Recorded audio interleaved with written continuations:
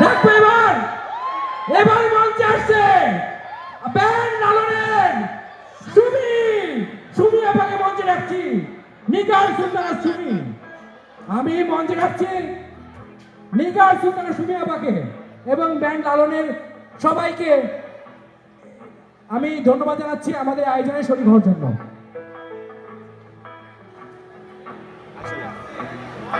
সুমি আপা মঞ্চে আসছেন।